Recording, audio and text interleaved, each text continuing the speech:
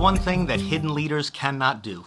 You are not likely to find an organization that has a grassroots movement among the front lines and the frontline supervisors that changes the culture of an organization. This is the responsibility of senior executives. Because if you consider that culture, this oft-used term to describe the environment and the setting that people work in, it is really about mindset. That mindset that is the beliefs that shape people's behaviors. And those beliefs come from a few specific things that we notice if we're in a workplace. Specifically, we notice who the role models are. You know, who are the exemplars, the people who are out in front.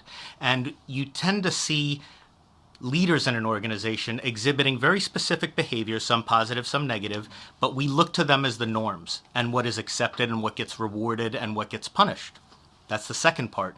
You've got to have a reward system with both positive, you know, the proverbial carrot, as well as the consequences for not behaving in a specific way. Now remember, these rewards and consequences, they're not necessarily outcome-oriented. We're talking about what do you reward in terms of behavior, and what do you have consequences for in terms of behavior that's unaccepted. I've seen a lot of dysfunctional cultures, unfortunately, where bad behavior was tolerated because someone put forth good results, and that will kill a culture. So you have to make sure you get that right.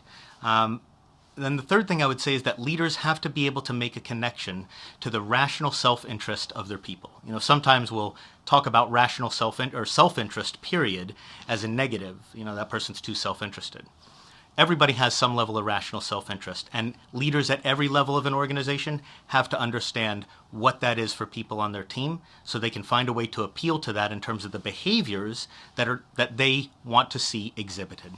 And then finally, once you do those three things, and you're starting to establish the kind of culture that supports leadership across the business and everywhere in the organization, then you start to see the impediments. They might be processes, they may be systems.